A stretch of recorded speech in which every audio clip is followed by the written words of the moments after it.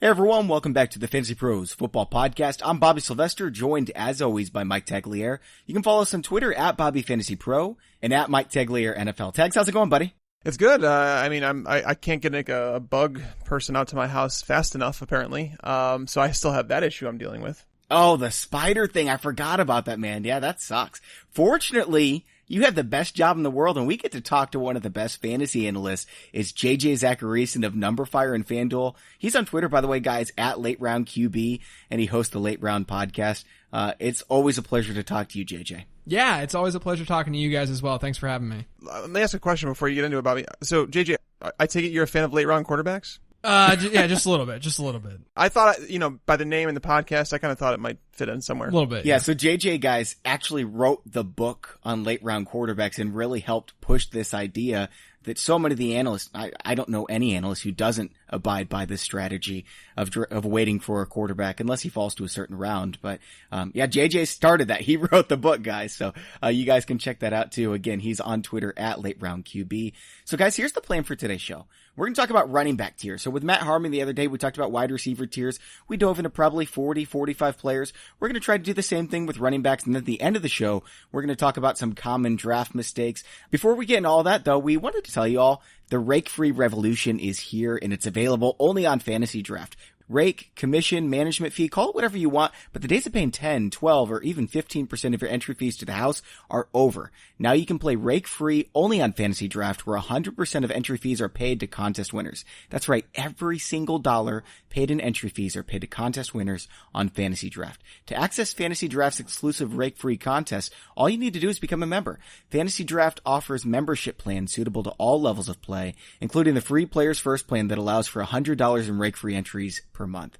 And for a limited time, Fantasy Draft is offering a free 7-day trial on your first $1,000 in rake-free entries with their starter plan.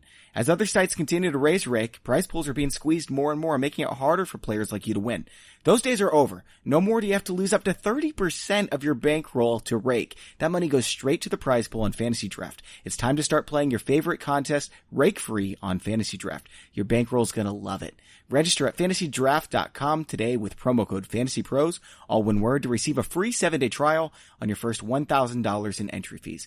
That's fantasydraft.com, promo code FantasyPros, all one word, to claim your free 7-day trial. Void where prohibited, must be 18 or older. We wanted to do something fun, so on Twitter we posted, we asked you guys to give us your draft strategies in 4 words. And so Tags, JJ, I've got a couple here.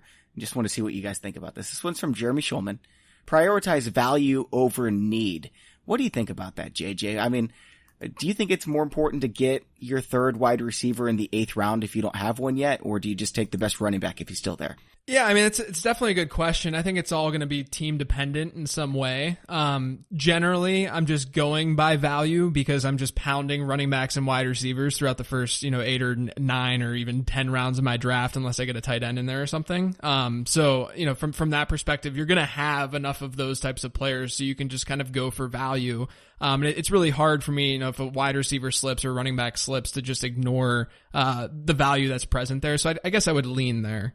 Tags, what do you think, man? I know that you really like to get one of the top 12 wide receivers and running backs, but let's say you can get your 5th running back in the 8th round and he's a really good one. Should you do that, or does there become a point where there is a value in drafting for need, even if the player isn't quite as valuable above replacement or compared to their ADP than the guy that your team needs? Well, there is a point where you have to kind of say, okay, am I going to be stuck behind the 8 ball? I don't want to be starting guys like Robbie Anderson as a wide receiver. There could be as much value as you want at running back, but that doesn't mean I want to be stuck with the other players at receiver. So you do have to somewhat pay attention to that.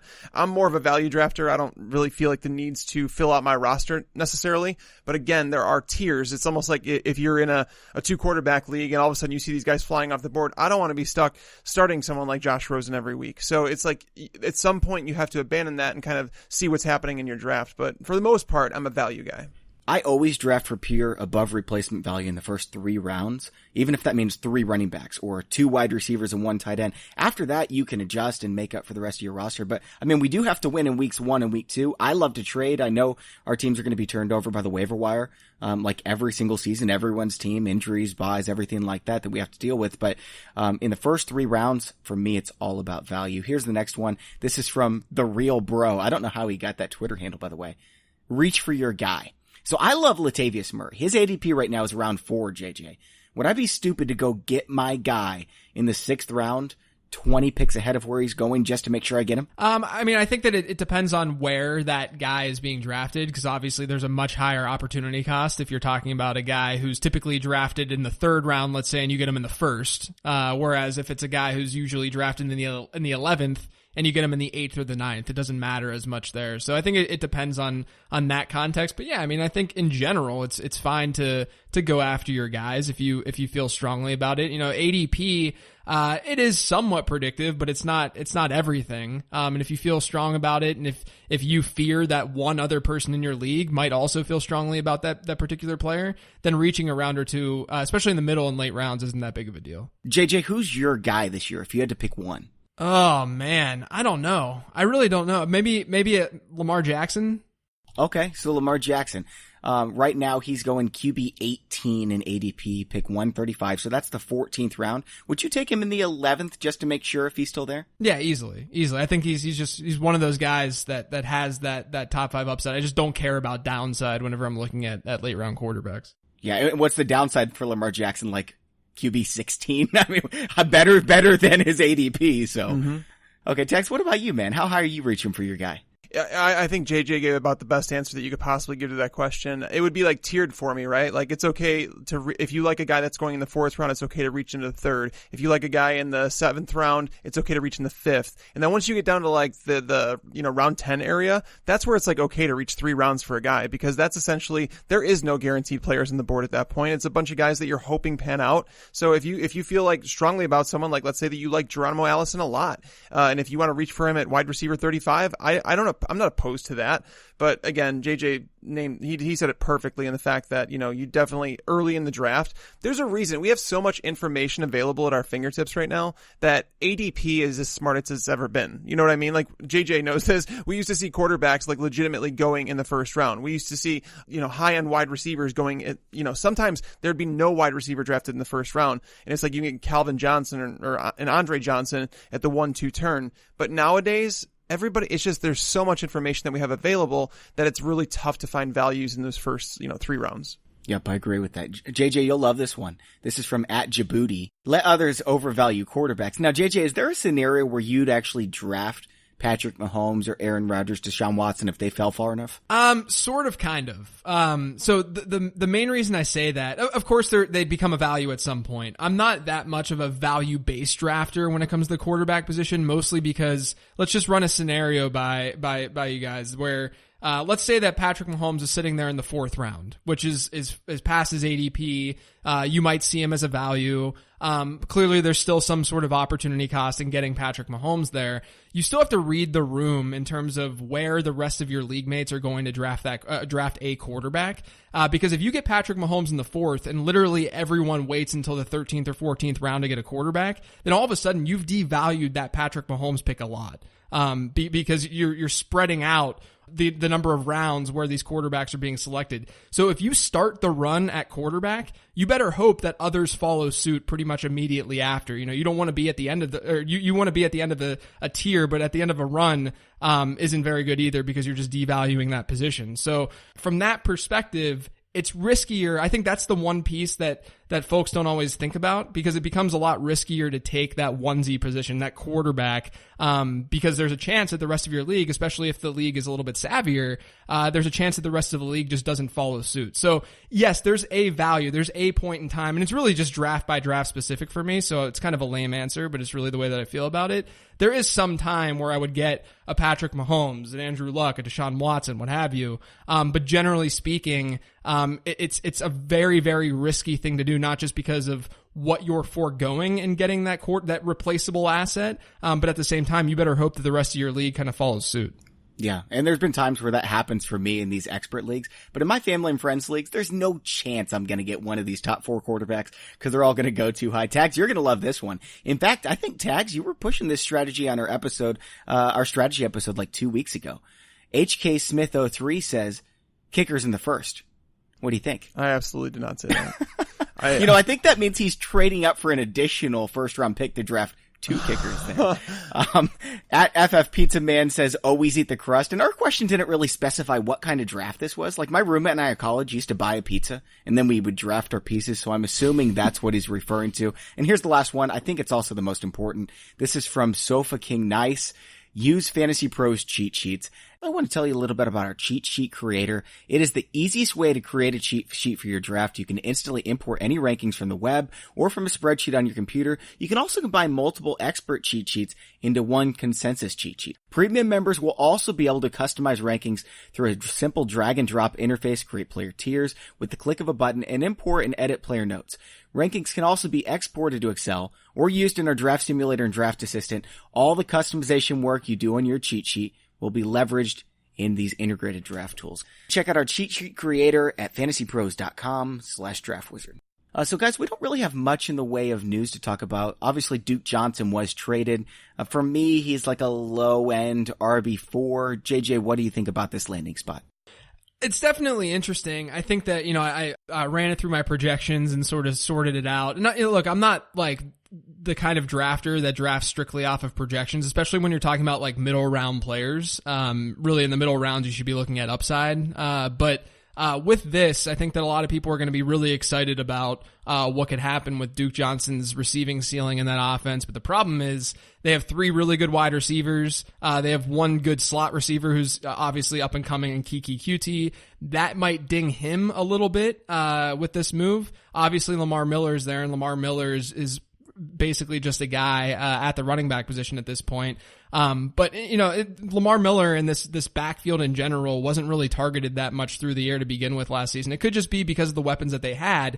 But even when adding Duke Johnson to the mix, there's just a lot of competition for looks in that offense, and it's an offense that's not going to really throw the ball a whole lot. So as a result of that, I think Duke Johnson's just more of this pick where in the past, historically with Duke, he's been sort of this higher floor, lower ceiling player in PPR formats.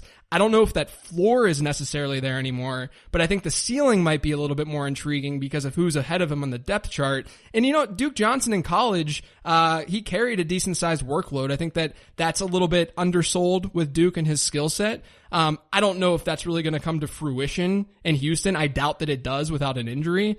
So maybe the upside might technically be better here. But overall, I still think that this whole situation just it hurts Lamar Miller to a degree. Duke is maybe somewhat intriguing. But overall, I'm not really like overly excited about it all.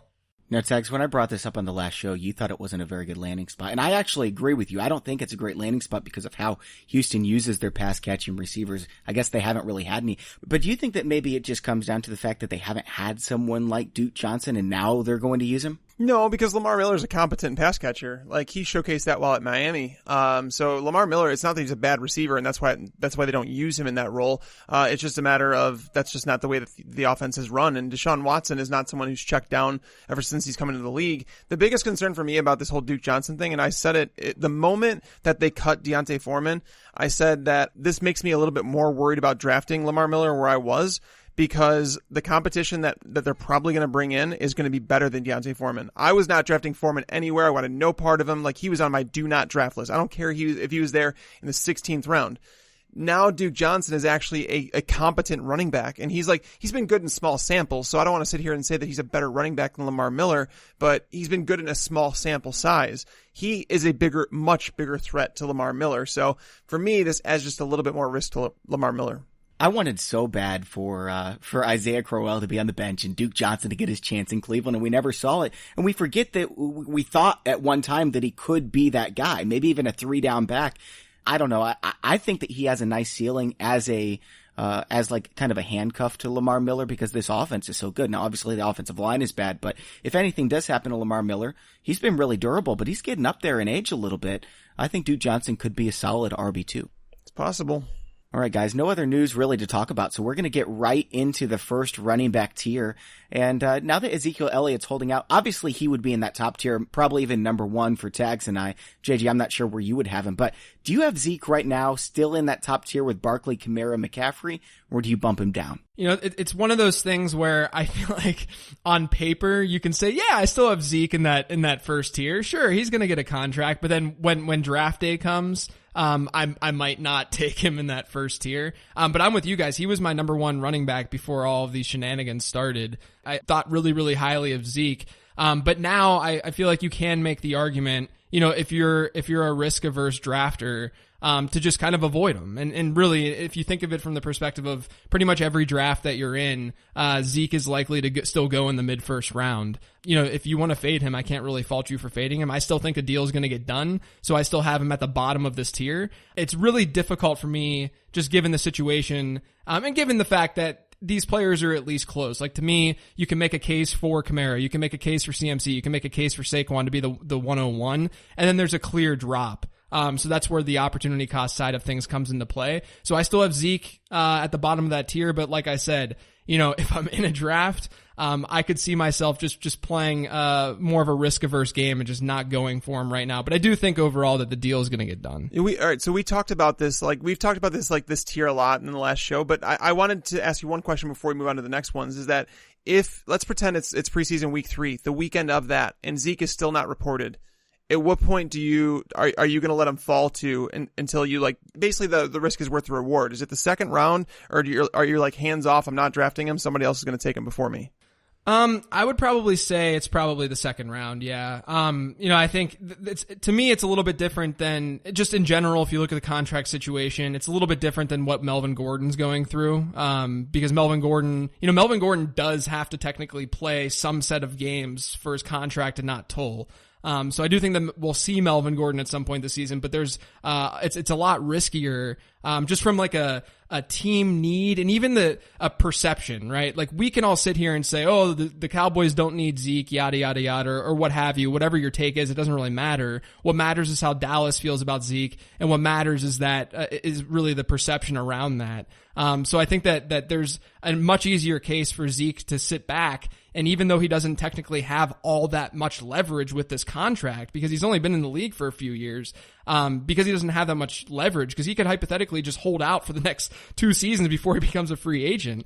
So because of that, he doesn't have that much leverage, but he could sit back and say, you guys really, really need me. And I think Dallas is going to eventually cave. So that's why I feel a little bit more confident there. But Melvin Gordon's just a different situation in general where, obviously you're getting more upside with Zeke too. So it's easier to draft him in the second round. But yeah, I think in that second round range after that, maybe in that RB 10 range is probably where I would be looking at Zeke. So guys, I'm looking at our rankings here at fantasypros.com/rankings, and we've got our ECR, which is the expert consensus ranking. So hundreds of analysts come together and they put up their rankings, and this is what the industry as a whole thinks about a player. And then we can compare it to ADP, that's average draft position. So what the general public is actually doing. So right now I'm looking at ECR, and we've got Saquon Barkley 1, Alvin Kamara 2, Christian McCaffrey 3. Tags, do you have David Johnson or Zeke number 4? Right now they're in the tier, that's my next tier. Is basically, the reason I like tiers so much is because you can get to that point in your draft and not feel bad about drafting any of them. I have Ezekiel Elliott, David Johnson, and I actually put Todd Gurley in that category. I mean, I don't think that you need to take him at number, 6 or 7 or 8 overall, but if you really wanted to, I wouldn't fault you for it. I tend to avoid some risk, and I know that there's some risk with him, but there's obviously less than a holdout. Todd Gurley's going to be on the field. JJ, what's your take on Gurley and where he's at right now? Are you one that's dropping him down your boards because you're completely legitimately scared, or are you taking some value here? Yeah, I'm not on the Gurley train this year. He's actually one of the players that I'm avoiding. I get the arguments for him, especially if you go from the perspective of take a percentage of what he did last year. He's still going to be, let's say, RB7 if he takes 80% of what he did last year, all of that. I think my fear is more game theory related. So obviously taking Todd Gurley in the top 2 rounds, there's opportunity cost involved there. But then on top of that, with Gurley, I still think that we know going into a season, if I were to ask you guys, is Todd Gurley going to be the same bell cow that he was last season? We would not put a high probability on that bet, right? So from that perspective, then we're saying to ourselves, his realistic ceiling is a lot lower than where it's been. And so to a degree, I think you can make the argument that where Todd Gurley is being drafted, you're sort of drafting him at a ceiling. And there are a lot of red flags, obviously, surrounding that knee situation that I just kind of want to avoid. And there are team actions that have been taken, that show us that they might not be all that confident, whether it be they match the offer on Malcolm Brown this offseason, obviously trading up to get Darrell Henderson, I just think that there's enough red flags surrounding Todd Gurley. And then there's also the usage piece where if you take a percentage of what he did last season, again, you can make the case that he can finish as RB6, RB7, what have you. But I think that there is some fear that, number one, they don't use him in, say, blowouts, so his workload would decrease. He actually has seen the second most volume in games where his team has been ahead by 10 or more, behind Kareem Hunt over the last 2 years. But then on top of that, what if he doesn't see all of the goal line work that he's seen in the past, which is really where he's made a living in fantasy football. And we saw that change last season in the postseason with CJ Anderson, who came in and he dominated all the red zone work for LA. So who that running back would be?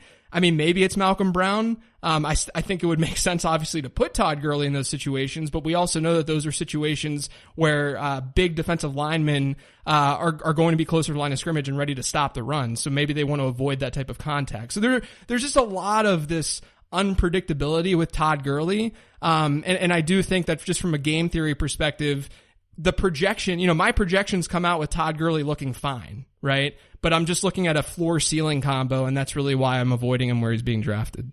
I think there's a lot of good objective takes in there. I do want to mention this because I've got a lot of people, when we've started loving Todd Gurley here lately, Tags, a lot of people saying, well, he was so bad at the end of the season. I didn't necessarily think he was bad, but more like so he wasn't himself. And like we saw, even like when it came into the playoffs, like he just wasn't the same running back. And I think there was something else going on. I'm not buying the whole arthritis thing. I think there's actually something else that happened towards the end of last year. I don't know if he had a scope this offseason. Like they were hush-hush about it, saying nothing was wrong. There was something wrong with Todd Gurley. Todd Gurley's a better running back than CJ Anderson, even though CJ Anderson is more talented than people actually think. But I don't know, man. One player that we saw move up draft boards with this move of Duke Johnson, though, has to be Nick Chubb. I mean, I won't put him in the tier with the David Johnsons and stuff like that, but I already had Chubb. Like, he was strong at the start of the second round. I feel like he still belongs in that territory. Where are you guys sitting at on Nick Chubb, and like what other running backs do you put in his tier? I've actually moved Joe Mixon out of that tier. JJ, I'll let you go first on this one. I agree with you. I think that you at least should feel a lot safer about Nick Chubb and that receiving upside and floor really for him. So I'm with you. He was always just kind of like at the end for me in that tier, but that tier to me is fairly large, especially for the early rounds. But now with this Duke move, I feel a lot more confident with it because, what we've seen historically is that, elite running backs in fantasy football need to basically see, or they have seen in the past, about 50 receptions a season. And that's going to be fairly difficult, or it was pre this Duke Johnson move for Nick Chubb to grab hold of. But obviously a very, very good talent. He should be the workhorse now until, Kareem Hunt gets back. And obviously that offense looks to be good. I think the only fear for me with Chubb is the question marks at offensive line. But he's very, very firmly in that larger tier now in that second round. I've got Nick Chubb right now behind Todd Gurley as my number 7 running back, and I haven't got a lot of shares because if Gurley and Chubb are there, I'm obviously taking Gurley, and if Chubb's there, Gurley's there.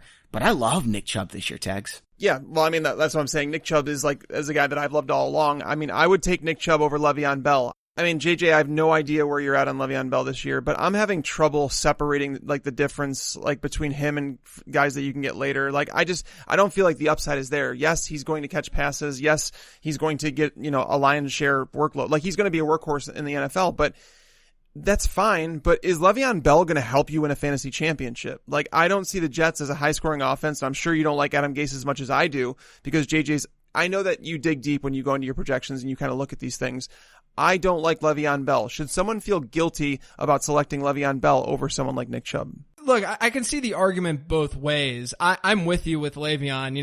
It's one of those situations where it's so easy to fall in love with volume. You just get excited about it because he should see a decent amount of work in that backfield. But what we've seen with Adam Gase is he does not run a lot of plays in his offenses. And that's a very, very big red flag. And then obviously going from a team, going from Pittsburgh to New York is a dramatic change for Bell's situation. So I can easily make the argument that Le'Veon Bell Bell should be either at the bottom of that tier, or maybe you're just not feeling him and you want to fade him at his ADP. I have no problem with that. The one thing I will say is if you look at schedule analysis and look at team win totals going into the season, the Jets look pretty strong there. So if there are some decent positive game scripts or at least neutral game scripts for them, that's not a bad thing for Bell. But overall, I do share the same concerns about Adam Gase and about this offense. You know, I don't mind Sam Darnold. I think that there's that chance that this offense takes a step forward, and they should take a step forward to some degree. It's just a matter of playing probability here. And really, you know, if you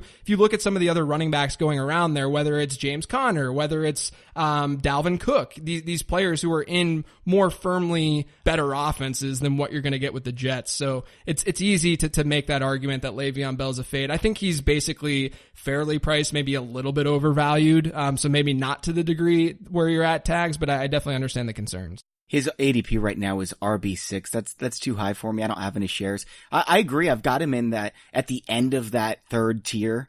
So I've got Dalvin Cook, Nick Chubb in there. I have Le'Veon Bell just ahead of James Conner as my RB10. So I don't have any shares of Le'Veon Bell. We'll get to rounding out this third tier in just a second. But first I want to tell you all about Game Pass. I mean, I'm excited to watch Le'Veon Bell just to see what he looks like after a year off. But I'm really excited to watch my Jags. Only with NFL Game Pass do you get every out-of-market preseason game live.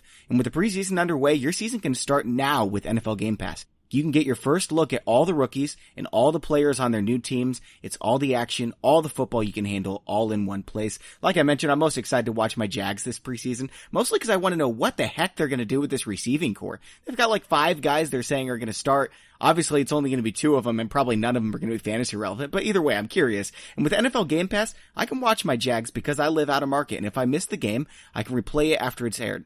Whatever game you want to watch this preseason, you'll need NFL Game Pass to do so if you're out of market. Can the Browns show early signs of being a playoff contender? Do the Cowboys have all the pieces in place to make a run in the NFC? Are the Packers going to catch the Bears this year in the NFC North? Make sure to see all the action this preseason with NFL Game Pass.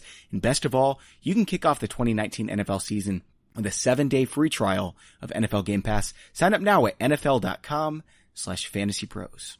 All right, so Tags, rounding out your third tier, who do you have in that range? Yeah, my third tier is like a separate, like I actually have Joe Mixon and Fournette in my third tier. The second tier is Chubb, Le'Veon, James Conner, Dalvin Cook, and Melvin Gordon. And Gordon keeps sliding down. Like he's someone that I continually move down. I just don't know when it stops because if he's traded, we've talked about him a lot. But Mixon and Fournette are in tier 3 for me. They both play on, I would say relatively weak offenses, which kind of limits their ceiling overall. I know they said Fournette has looked good. Obviously it's a new offense being installed there. They've been rebuilding the offensive line. I'm starting to believe that I would take Fournette over Mixon just with all the uncertainty. We don't like the Bengals offensive line. You know, they weren't good beforehand, but losing 2 starters doesn't help. The fact that AJ Green is going to be out for a couple weeks. We even saw Tyler Boyd struggle a little bit more when AJ Green was out of the lineup. I just think it hurts the offense overall, and therefore Mixon, and let's not pretend that they don't still have Giovanni Bernard and that they didn't draft 2 running backs. Rodney Anderson was just cleared from his ACL. So JJ, what are you doing with Joe Mixon right now? Is he someone that you still feel like he should be a 2nd round pick? Would you take someone like Leonard Fournette over him? I would still take Mixon over Fournette. Part of this is because last season, especially towards the end of the year, he was in a really bad situation as well. And I think that you're looking at a scenario of new offensive system. There is some ambiguous upside still there and still present, but the concerns are real. You know, there are offensive line issues there. AJ Green being banged up is certainly not a good thing. So I can understand it. And really, if you look at the two, you can easily make an argument between him and Fournette that they're in very, very similar situations, and they're both going to be bell cow backs to some degree. I just am really leaning. I just think Joe Mixon is better too. And so that's really why I'm leaning that way more. But I like to hear that there are other people out there who are higher on Fournette than ADP, because I'm with you. I think Fournette has been a good value throughout the entire offseason. Okay, so you're getting to the end of the second round. All these top 10 guys are gone. Cook, Gurley, Mixon, Le'Veon Bell, James Conner.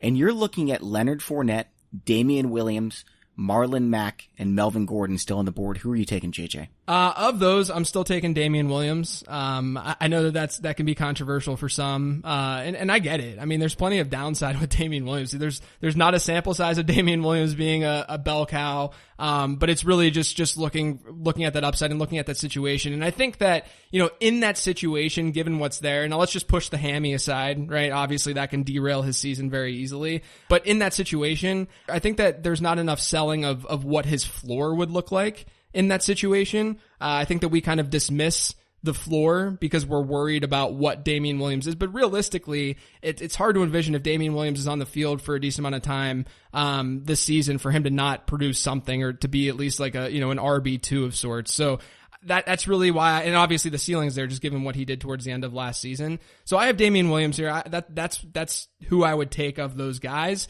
but I can't fault anyone if they're just not feeling Damien Williams, just given the history, and all the question marks around him as a player. It makes sense. This is again, I keep bringing up opportunity cost, but this is a place in the draft where there is still a significant opportunity cost in drafting Damien Williams, but I think that the floor ceiling combo makes him a decent enough pick there. Tags, what do you think about the floor with Damien Williams? Do you think the floor is he loses his job? Or do you think that he's starting? I'm so weirded out by the entire thing with Andy Reid, like calling out Damien Williams, saying to get on the practice field when he has a soft tissue injury. And I don't know why that happens. Like, Damien Williams is a veteran. Andy Reid's obviously been around for a long time. I don't know if Reid's like looking for an issue. Like, have you ever been around someone that just doesn't like you for whatever reason? And they're legitimately trying to pick out things that they just don't like about you. I don't want to say that that's Andy Reid with Damien Williams, but like it felt like he's kind of picking on him in that way. And now he's talking up Carlos Hyde. So I just feel like the leash has gotten a little bit shorter for Damien Williams. If I knew that he was going to start all 16 games, I'd be drafting him ahead of Mixon, ahead of Fournette. Like he would be going up near Nick Chubb, honestly, at the top of the second round. But I put Damien Williams in a tier with Aaron Jones. I put him in a tier with like a Devonta Freeman in that range because these guys, they have upside. They really do. We know that these guys have top 6 running back upside, but there's also risk that's associated with each of them. We talked about it yesterday with the high-risk players tags. That range you mentioned, Aaron Jones, Devonta Freeman, Chris Carson with the knee issue, Rashad Penny behind him, Sony Michel with the knee issue, and Damien Williams. All 5 of them come with risk. I think Williams comes with the second highest ceiling behind Aaron Jones. JJ, would you agree with that? I'd probably put Williams ahead of Jones from a ceiling perspective just because of what we saw at the end of last year. I mean, what we saw with Damien Williams at the end of last season and into the playoffs was legit top 3 running back production, right? So from that standpoint, I would just put him ahead of Jones. But again, I think that the way that I see things or the way that I have things tiered out is that there's this giant tier next of all of these players who have workhorse potential and bell cow potential, and I kind of group them all together. Because generally speaking, the RB15 to the RB30 range in drafts historically have kind of been this dead zone at running back. They've been these running backs who are typically, they get pushed up from a demand perspective within your draft, because people need running backs, right? But these running backs are typically guys who are either just early down guys who don't have a lot of receiving upside, or they're guys who only have receiving upside and don't get a lot of the goal line touches or the early down work. But this year, it just seems a little bit different with the top of this tier, the top of the RB2 tier, and I kind of lumped all those guys together and say, I'm okay with any of these players, potentially even as my RB1 if I go wide receiver to start my draft, because I do think that they have that 3 down upside. Guys, I'm falling in love with Sony Michel right now. I posted this earlier today. I mean, we're hearing that he's getting work in the passing game. Last year he wasn't especially useful in fantasy because he didn't get any use, but listen to this, Tags. In 16 games, including the playoffs last year, he had 1,267 rushing yards and 12 touchdowns. Nobody else did those 2 things in 16 games last year. So if he gets used in the passing game, just how high is his ceiling? Oh, I mean, playing in the Patriots offense, you have a top 10 ceiling. Like, we saw LeGarrette Blount. I think even in PPR formats, LeGarrette Blount finishes the top 10 running back, and that guy didn't catch passes at all. Like, he had 17 touchdown upside. Losing Gronk, not only as a receiver, but as a blocker hurts a little bit. That offensive line, it just seems like, their coaching is so phenomenal. They always make it work. You have to wonder, are they still going to be a top 6 scoring offense? And if they are, then, some of those touchdown opportunities that went to Rob Gronkowski are going to start going to guys like Sony Michel. So double-digit touchdowns, that's a check. 1,000 yards rushing, that's a check. And then it's like you add in receiving to that, and it's like, okay, we're talking some massive upside here. The Patriots, they've always used their running backs in the passing game. I was really shocked that Sony Michel wasn't used more last year because I felt like coming out of school, he was one of the better 3-down backs. He can pass block really well. So I have no issue with someone like loving Sony Michel right now. And the best part about it is that you can grab his handcuff relatively cheap. I mean, Damien Harris is coming off the board around like the RB 45 range. That's fine for me. I'll take Sony Michel, Damien Harris, Rex Burkhead, and James White. Give me all 4 of them. I'm happy. I'm not going to draft all of them, but James White and Sony Michel, definitely like those two at their prices right now. I don't think you can beat it. You know, JJ, I'm not really getting many shares of Sony Michel right now just because I have to decide between him and Chris Carson, and I'm the Chris Carson guy. What do you think about Chris Carson in this situation? I've come around on Chris Carson a lot over the last couple months. And I like Rashad Penny a lot. I actually like Penny coming out. He's a big production guy, and I'm on #team production. With that being said, Chris Carson really showed a lot last season. They're going to use him, or it sounds like they're using them more, in the passing game. I have Carson currently ranked ahead of Michel. Some of the Michel concerns for me is just definitely health related and injury related. It's one of those scenarios too, where it's easy to look at training camp and see the headlines of them splitting him out wide and wanting to use him more as a receiver. But the competition there at receiver, at running backs in particular, is a lot stronger than what you're going to see for Chris Carson, for instance. So I think that the fact that James White is there still, that's gonna naturally cap Sony Michel's receiving upside. I totally agree that Michel has that upside if everything kind of comes together for him. But I think just thinking in more of a probability sense, I favor Chris Carson a little bit more than Michel. Now, Tags, you've been talking about moving Devonta Freeman up your list for the last couple weeks. How high has he got for you? He's in the tier with those guys like Damien Williams and Aaron Jones. I have him at the end of that tier, so it's like he's the last one in those rankings. But knowing that Ito Smith has like kind of fumbled his opportunity, knowing that Brian Hill, a guy that they basically cut off the roster last year, is now working maybe as the number 2. I feel like Devonta Freeman, this might be just like, go back to when Tevin Coleman was hurt, like when they were together on that team under Shanahan. Devonta Freeman just tore it up. Like he was like essentially the fantasy MVP that year. So this backup situation has allowed me to bump him up, and I've bumped up Chris Carson into that tier too. He's someone that I'm getting higher and higher on by the day, just because I do believe that the Seahawks are going to run the ball at least 28, maybe 30 times per game, and there is going to be room for both him and Rashad Penny to produce in that offense. So we know it's going to be a good offense. It's led by Russell Wilson. So Chris Carson and Devonta Freeman are up in that tier with those guys. All right, guys, we're going to move on to tier 5 here in just a moment, but first I want to tell you all a little bit about Fleaflicker. So if you're tired of dealing with the same old league update issues or missing features, switch to the fantasy site that was built for commissioners by commissioners. Fleaflicker offers email and live drafts, fast live scoring, an easy, uncluttered interface, year-end access, powerful commissioner tools, dynasty features like taxi squads and rookie drafts, and fast new modern mobile apps. If you love customization, there's over 125 scoring categories and 12 NFL positions, including punters. Plus, there's a new ESPN League import tool you can use to port over your rosters and available history with one easy click. Leagues transitioning from any site can be set up in mere minutes using their easy setup wizard and rostering tools. And Fleaflicker has partnered with top names in the industry, including FantasyPros, to provide reliable rankings, news, and projections. Best of all, Fleaflicker is 100% free. So go to fleaflicker.com/pros today to discover why thousands of leagues have switched this season. That's fleaflicker.com/pros. One more time, fleaflicker.com/pros. By the way, one of my dynasty leagues switched over to Fleaflicker. I love it. I'm encouraging one of my other leagues to make the move as well. All right, guys. So this 5th tier, I think we all agree that, the top 19 or so running backs all belong in that next group. And then there's a pretty big drop off. Some people have Kerryon Johnson bumped up and Derrick Henry, Josh Jacobs, I guess.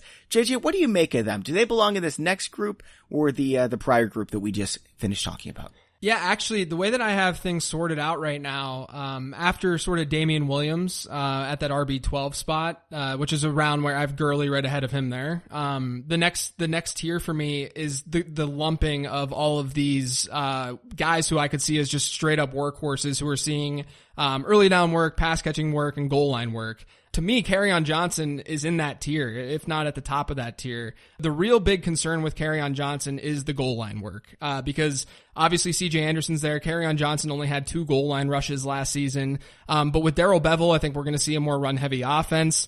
And with that, that's going to skew the number of passing touchdowns to rushing touchdowns, that ratio. It's going to skew it more towards rushing touchdowns.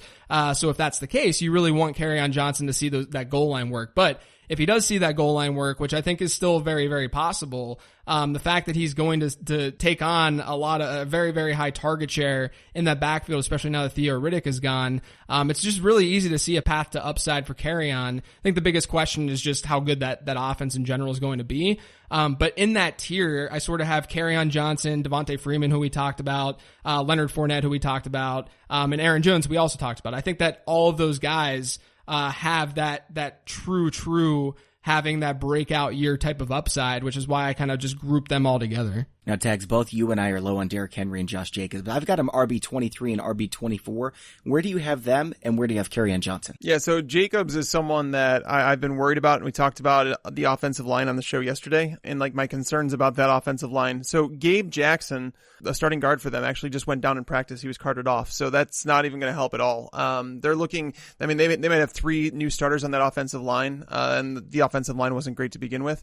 It's not looking pretty for Josh Jacobs. I'm a little worried for him. I do imagine that his ADP is going to rise because he's on Hard Knocks, and people are just going to draft him because he's on Hard Knocks. I have him at 21.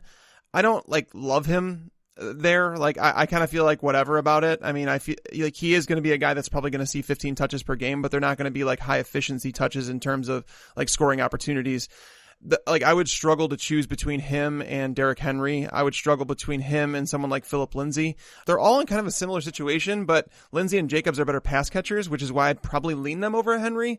JJ, what's your take on Josh Jacobs? Do you think that he's as safe as people think? Because people are telling me that I'm nuts, that he's going to be he's a locked in RB2. And I'm like, I mean, I think that a low end RB2 is about right, but I don't expect much more. Yeah, that's pretty much where I'm at as well. I don't think the situation is nearly as good as people are selling it. The receiving upside might be there. I mean, that's really what you got to hold on to for Josh Jacobs as a prospect, and why, he makes more sense in today's NFL, but it might not translate as much to fantasy. And they still have other pass catchers in that backfield as well, which is a little bit scary. But yeah, I mean, it's kind of interesting because he's kind of, he's not at all the same type of player as Derrick Henry, but the way that they accumulate fantasy points is going to be the same way. You still have those question marks with them, and the same, I have him ahead of these guys, but I almost throw Marlon Mack in the same category to a degree. It's just, Marlon Mack is in a great situation. You could, some people have made the argument that he's a discounted Nick Chubb, but I think Chubb has a lot more receiving upside than Marlon Mack does. The true fear with Marlon Mack, we saw it last season, is that in any negative game script that Indianapolis hits, Nyheim Hines is going to be on the field. And so that's definitely a very, very scary thing for a player that folks are investing in. I mean, I've seen him go in the early 3rd round at times. So, I think that he's a little bit overvalued as well. And I kind of group him in that Jacobs, Derrick Henry type tier. Well, you mentioned it, JJ. You just said, you said earlier in the show, you said that, top 12 running backs, they typically average somewhere around 50 targets. We're not getting that with Marlon Mack. Unless there's an injury to Nyheim Hines, we're not getting even close to that number. That's where Mack is limited. So if you're drafting him as the 15th running back, you're essentially drafting him, I don't want to say at his ceiling, because there's a lot of touchdowns to be scored there, but, Andrew Luck is there. I feel like he's being drafted around kind of where he should be if he falls to that 16 to 18 range, but there's not upside for more. Marlon Mack's a lot of fun to watch, but, Nyheim Hines is a very good pass catcher that I think it really limits Marlon Mack's upside. So, I'm not going to have any shares of Mack. Same with Damien Williams. Now, 2 guys that I want a lot of shares of. I don't think you probably have them in this tier because almost nobody does. But Tags, I know you're a fan of both these guys. I've got Latavius Murray, RB21, James White, RB22. Tags, where do you have them? And then we'll go to JJ for these 2. Yeah, I have James White at RB22. I obviously like him an awful lot. He's somebody that, we talk about so much in this show, so I'm curious to hear JJ's take. I mean, when I listen to JJ talk, I swear to God, it's like him and I don't really need to say much because it's I feel like we've already said the same things. So, I mean, we've talked about James White. I don't want to get too deep into him. As for Latavius Murray, it depends on what you're doing. Are you drafting him as an RB2? No. Is he going to finish in the RB2 territory? Is an RB24 or better? Most likely. But it's like JJ said, it's we don't draft based on projections.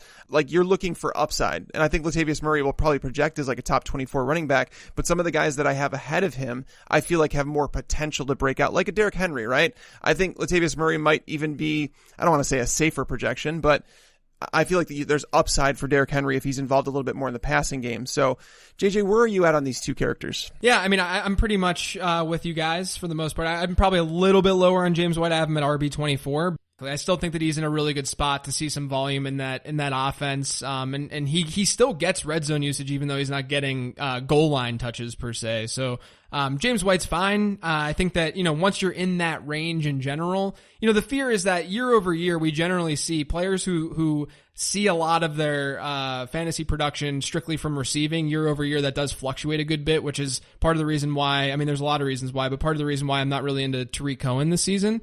But with that being said, we know that those types of players in PPR formats are going to give you a nice floor. And with James White in that offense in particular, I think it's a lot more sustainable than what you might get elsewhere for a receiving back. So James White, I'm totally cool with. Latavius Murray, I've been way cool with since the signing. New Orleans over the last about 10 years, I tweeted this out soon after he signed. I think it was about the last 10 years that I looked back at. But they've been ranked first in all but one season. And in that season, they ranked second in running back PPR scoring as a team. They're just consistently first year over year over year. And we know why. The system's there. They like to target their running backs out of the backfield. And Latavius Murray, from strictly a talent standpoint and what you're looking at between him and Mark Ingram, I think a lot of people would automatically just say that Mark Ingram is the far superior talent. But I think the talent gap between the two is not nearly as significant, / it doesn't need to be that significant for Latavius Murray to produce in that offense. So I'm with you guys on Latavius Murray. He's one of those players, as Tags alluded to, where he's very difficult for you to feel super strongly about, to rely on as an RB1, let's say, if you go wide receiver heavy, or even an RB2. He's great depth. He's a fantastic flex play. And he's someone that, realistically, if you want to talk about upside, he's going to have standalone value. God forbid, what if something happened to Alvin Kamara? What if Alvin Kamara gets hurt? All of a sudden, they're still going to have a split backfield because that's the way that Sean Payton runs things. But Latavius Murray all of a sudden becomes the 1A in that offense. So, and let's not forget, Mark Ingram was a top 5 running back, even with Alvin Kamara finishing number 3. And you look at last year, he and Kamara still scored 33.0 fantasy points per game combined. In 2017, when they were number 3 and number 5, 32.7. So they were actually a little bit better last year.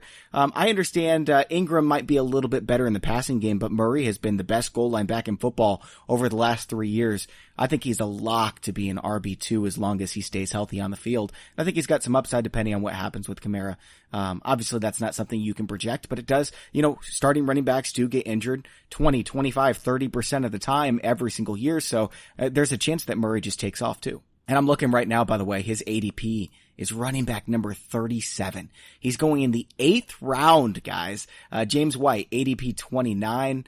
I like both those guys a lot. Now, you mentioned a few other players here. One of them was Tariq Cohen. A lot of people are moving high on Lamar Miller. Mark Ingram's in the conversation. Tevin Coleman. Tags, how would you rank those 4 guys? I was really feeling like Lamar Miller before the addition of Duke Johnson. Like I would have taken Lamar Miller over Latavius Murray. I probably would have taken him over Mark Ingram. It would have been really close. I like Lamar Miller as just like a safe, boring RB3 flex player. And now it's like there's a little bit more risk attached to him. So I guess I'd probably say that Tariq Cohen is probably the highest there, just because he's going to have a role in Nagy's offense. I think it's more about Mike Davis and David Montgomery fighting for those Jordan Howard touches. And granted, Tariq Cohen is not going to, break as many big plays as he did last year, but he's going to be solid. As JJ mentioned, he's going to give you a solid floor as that RB3 flex player, and he's going to give you some RB1 weeks. He's like going to break big plays. That's just what he does as the joystick. So, I guess Tariq Cohen I would put ahead of him. Tevin Coleman's probably at the bottom. I don't like to predict what's happening in that San Francisco backfield. Like, Matt Breida is actually a really good player, and I've been saying that all along. But the thing is like, I was like, well, McKinnon coming back, them signing Tevin Coleman, it just seems like a crowded backfield, and we already saw what that backfield looked like without Coleman, without McKinnon, and Matt Breida was still not someone that you could rely on every single week. So, yeah, Tevin Coleman's probably like a fine flex, but that's about it. I think he's got the highest upside of this group.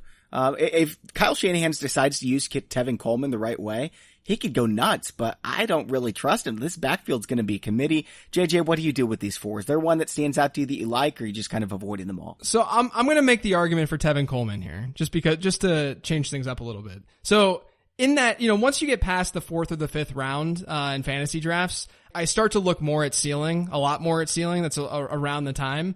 And with Tevin Coleman in particular, I'm intrigued by the ceiling. Now, obviously, his ADP is where it's at because it's a crowded backfield, right? If it wasn't a crowded backfield, Tevin Coleman would be a 4th round pick.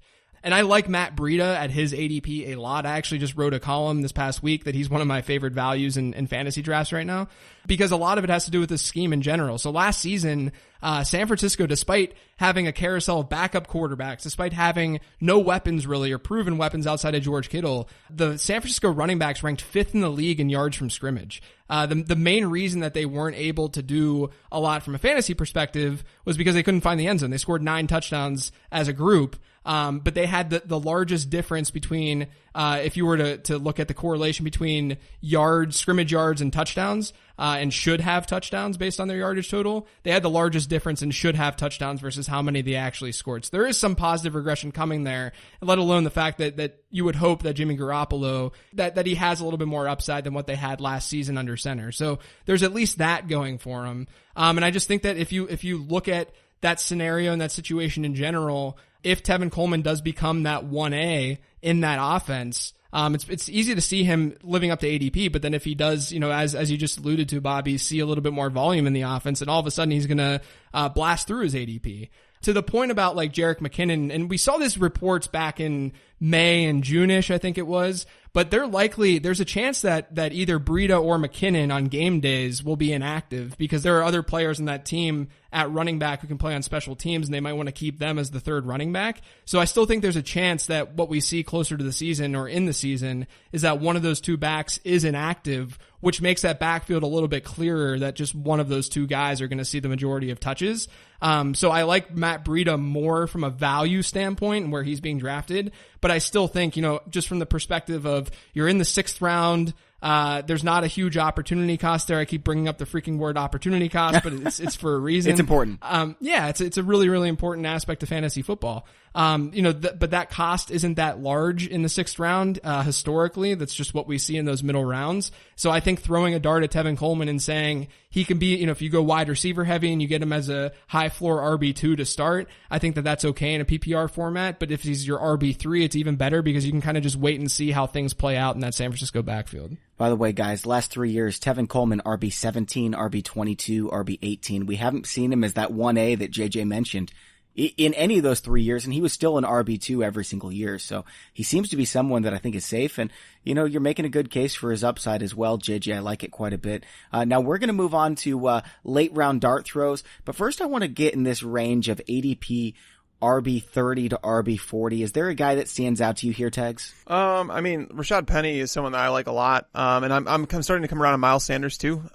Just because, like, as I've mentioned, is that one beat reporter saying something is different than like 5 beat reporters saying something. And everybody that watches the Eagles camp, they say that Miles Sanders is like head and shoulders above everybody else, and it's not even close. And now Doug Peterson saying is the only thing that he needs to do is make sure he holds onto the football. And if he does that, I think he could potentially run away with this job. It's not like they paid a whole lot of equity for Jordan Howard. Darren Sproles is like 90. So yeah, he'd be one. Rashad Penny, obviously there's enough to go around for both of them. And if something does happen to Carson, Rashad Penny is like an every week RB1. And even if something doesn't happen to Carson, you can still use Penny pretty much every week as that, solid flex play. I think of Royce Freeman a very similar way. I think he's just as good as Phillip Lindsay. We're not sure with the new scheme what they're going to do under Vic Fangio. I wouldn't be surprised at all if Royce Freeman is a surprise RB1. Also wouldn't be surprised if he just sticks in the same role as last year. And he's not bad there. So I like those. I like Freeman and Penny. Not a big fan of Sanders. Who do you like in this range, JJ?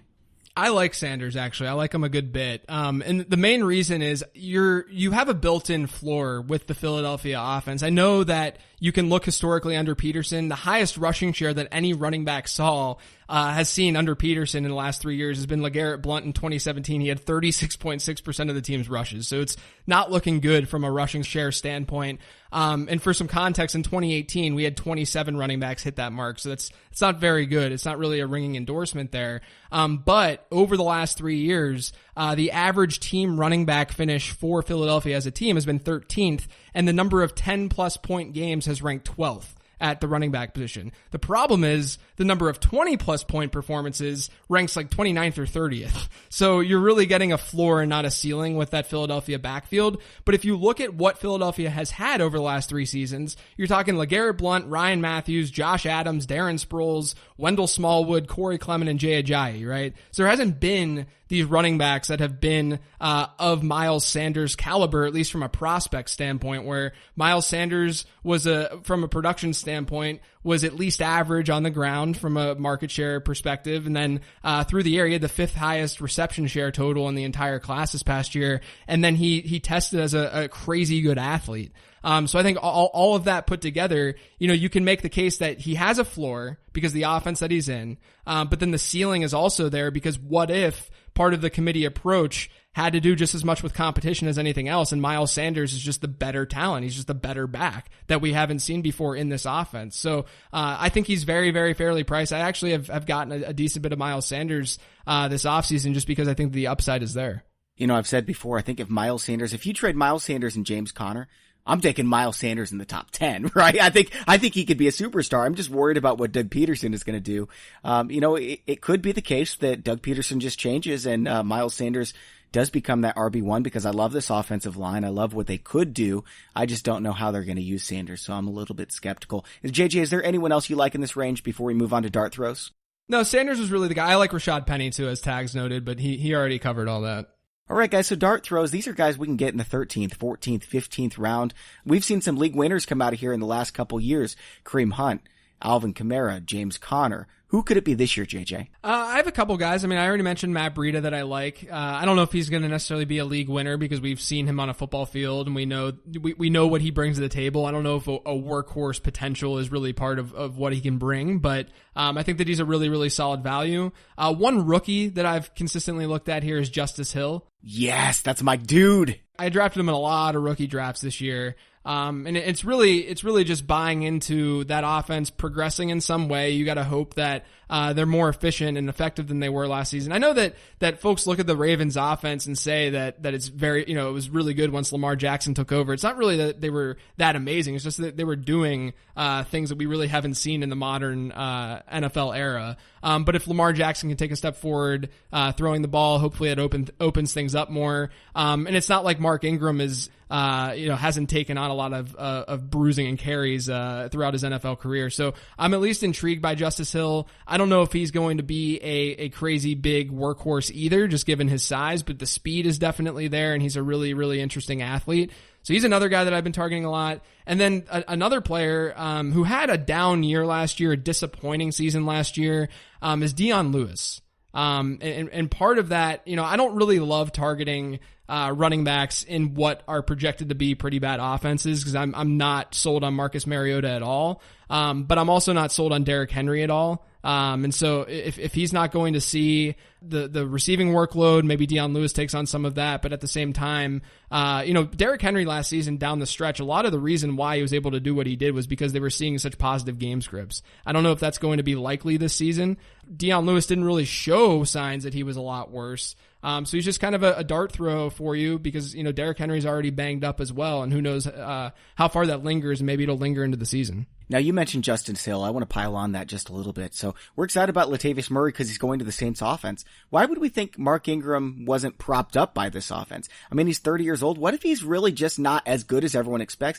Justice Hill, he comes in there. He's electric. I wouldn't be surprised at all if he takes over this job in the middle of the season, even without an injury. Now, if he does get an injury, Gus Edwards could be there. I think Justice Hill is the dude, though. I've compared him to a bigger, faster, stronger Philip Lindsay. Tags, you've called him Reggie Bush 2.0. They're going to run the ball 35 times a game. They ran the ball 45 times a game last year after Lamar Jackson took over. Next best was like 32 or 33.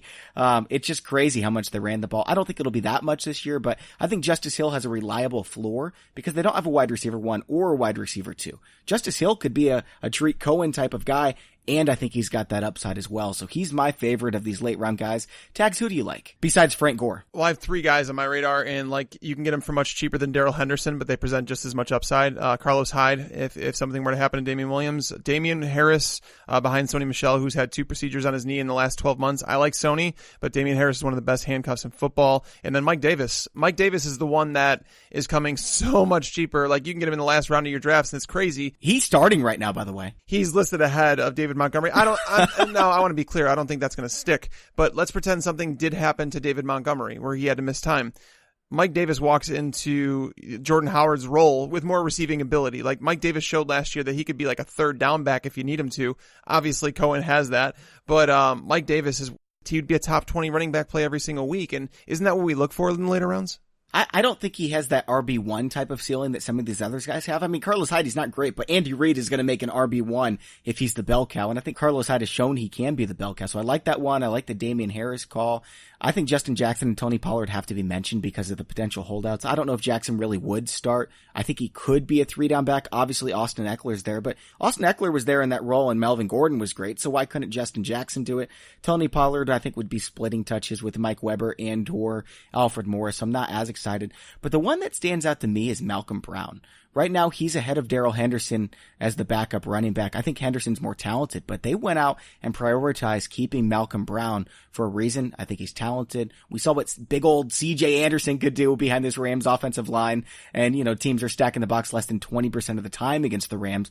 So Malcolm Brown could eat if anything was to happen to Todd Gurley. And I think everyone would expect it would be Darrell Henderson. Maybe it would. Maybe it would be both. But maybe it would just be Malcolm Brown. I don't think it would just be him. I don't think he's very much of a receiver. But, guys, news just popped up that I wanted to share with you guys. Jerick McKinnon's knee was not feeling good after the workout the past 2 days. He's going to be shut down for a while. He may go on the PUP list. So, Matt Breida season, let's go. Let's go. All right. What were you going to say, JJ, before we move on? Yeah, the Malcolm Brown thing, he actually is probably my highest owned running back this offseason because of the ambiguity with Todd Gurley, obviously. And Darrell Henderson is not the biggest dude in the world. He's more of that. And we've seen reports that the Rams and McVay want to use Henderson more in that Chris Thompson type role.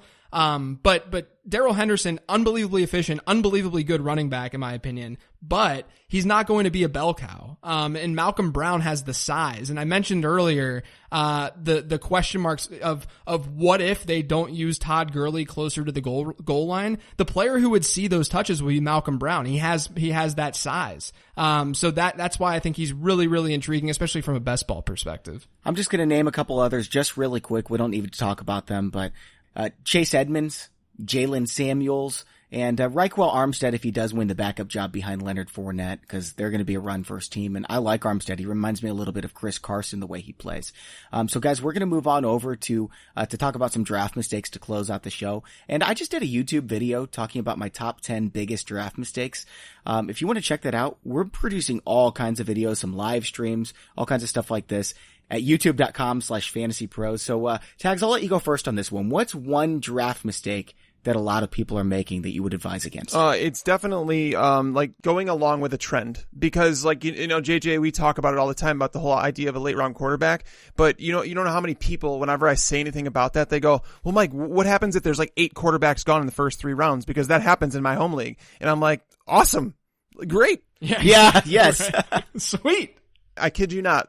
So many people ask that question, so I wanted to be clear about it and say, guys, just take the value as it's presented to you. Like legitimately, that just means you're going to have better running backs and wide receivers. And, you don't want to get to the point where, again, if it's a 1 quarterback league, JJ, I love that we had you on the show and I brought this point up a few times. So I would love to hear you address this.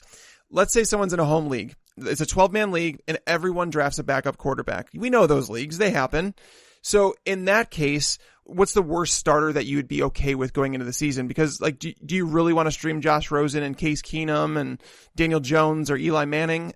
I really don't. Right. You don't. You have to adjust in those scenarios. The thing that I always tell people is get a list of a consideration set of quarterbacks. Maybe it's 20 deep, maybe it's 22 deep, what have you. And once you get closer to the end of that list, that's when you take the quarterback. Once you get closer to those quarterbacks being crossed off, that's when you say, okay, now I'm going to take my quarterback. But that list is always a lot deeper than you think it's going to be. And that list also lasts a lot further in your draft than you think it lasts. So a lot of people come to me and they say, people are quarterback crazy in my league and they take these backup quarterbacks. But usually that happens, those backup quarterbacks are being drafted still in the 12th and the 13th round. So you're still getting a discount at quarterback, so you can still wait on the position. Yeah, for me, it's Kirk Cousins or Mitch Trubisky. I mean, I've got them both in my top 12 regardless, but right now I'm looking at their ADP, QB 19, QB 20. One of those guys is going to be there in the 13th for me. So, Tags, what about you? I've said before that there's like 20 quarterbacks that I'm okay with starting. But like ideally what I'm getting is like someone like Trubisky, like he's actually going as like the 19th quarterback off the board. So he's usually the one that I'll wind up with. But if I end up with someone like Kirk Cousins, I'm not mad about it. I'm not mad if I end up with Phillip Rivers. That's fine. I could make that work. I've got two I want to mention. A lot of people love to go to their draft and drink, and that's fine. Go have fun with your friends if that's your thing, but like, don't get drunk before your draft because it's going to ruin your fun for the next 3 months when your team just sucks. And the second one that I want to mention is I think week 1 gets overlooked in drafts. When you're drafting, every other week, you're trying to get the best players for that upcoming week. You're getting streamers at quarterback, sometimes tight end, and especially defense and kicker. Don't draft for the best players for the full year. Late in the draft, when you're getting these starters that you're going to use week 1, get the guys with the best matchups in week 1. Get yourself Dak Prescott. I don't care if he's top 12 on your board. He's a top 12 week 1 quarterback. Get yourself the Dallas Cowboys defense. Same thing. I think they're all each going to be top 12 in the first 3 weeks because of their matchup. So I would just say look at the week 1 matchups because that's where the value actually is for these guys that you're going to end up cutting after a while. JJ, do you have one or two for us that you'd like to share?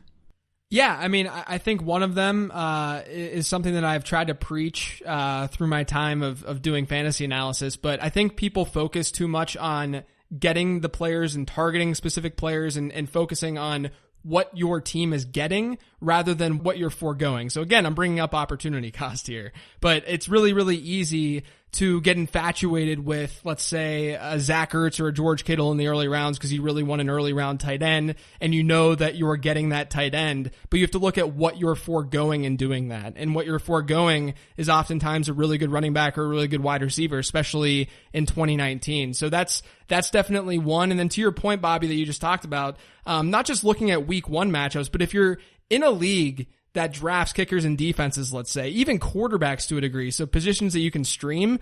If you don't have to fill your roster and you're drafting early, draft backup running backs, draft some wide receivers who are in these ambiguous situations because there are times where they're going to win out or the guy ahead of them is going to get injured. And then all of a sudden you have a starter in your league, even though you don't have a defense and a kicker on your roster. And then once the season starts, you can just drop those guys if nothing comes to fruition. But if something does happen, then you have those guys in your roster. So you can just get those higher upside, higher end guys. I think, someone like Malcolm Brown is a perfect example. He's a last round dart throw in most, home leagues. You can just throw him on your bench instead of, picking up a kicker or a defense. And then if nothing, if Todd Gurley looks like he's going to be this workhorse that he's always been, then you can just drop Malcolm Brown at the beginning of the season and then pick up your defense and kicker that way. So always utilize that last bench spot for a really high upside player. I love the way you explained that, and I actually just produced an article explaining the math behind that concept of don't draft a kicker, instead draft Malcolm Brown, and here's how it's going to pay off in expected value. So if you guys want to check that out, it's the cheat code series that I'm doing. Don't draft a kicker, just published it here. So you should be able to find it. Tags, do you have one more you want to share before we end the show here? I do. Stop drafting players that are outliers and saying that they're an exception to the rule, Mike. We play a game of odds. Guys. Like, legitimately, don't tell me Tags is about to go on a big rant. Every single year there's someone that tells me this guy's different. Tags, this guy's different. Patrick Mahomes, he's the greatest of all time, didn't you know? He's going to throw for 9% touchdowns this year. He's got Tyreek Hill back for the entire season. Stop pretending every freaking buddy is an outlier. It's not. There's a reason. It was Carson Wentz last year. It was Matt Ryan the year before. Derek Carr the year before. All these guys were different, Tags. And if you want to bet on a 5% chance that someone does that, good luck winning fantasy championships. I like that one a lot, man. And I wanted to mention what you said, JJ, about getting those running backs and wide receivers to fill out your depth. I'd feel a lot better going into my league with 8 running backs. 4 of them have really high upside. One of those guys is going to hit, and then I've got an extra running back. Then rostering 2 defenses, 2 tight ends like a lot of people do, 2 quarterbacks. That doesn't make any sense. You go get the guys who can be league winners, and those guys are historically backup running backs in good offenses, that can take over if an injury happens. It's not a backup tight end who you can pick up on the waiver wire next week if you need one. Right. All right, guys, that's all for today's show. JJ, as always, it was a blast talking to you, and really enjoyed your advice. Thanks for having me on, guys. I really appreciate it. Yeah, it's our pleasure. And thanks to the sponsors of today's show, Fleaflicker. Go to fleaflicker.com/pros today to discover why thousands of leagues have switched this season. Thanks also to NFL Game Pass, where you can get a 7-day free trial to NFL Game Pass at NFL.com/fantasypros. And then finally, check out Fantasy Draft as well. The rake-free revolution is here. You can get your free 7-day trial on your first $1,000 in entry fees at fantasydraft.com/fantasypros. And make sure to check out our cheat sheet creator at fantasypros.com/draftwizard. For JJ Zachariason and Mike Tagliere, I'm Bobby Sylvester. Thanks for listening and enjoy your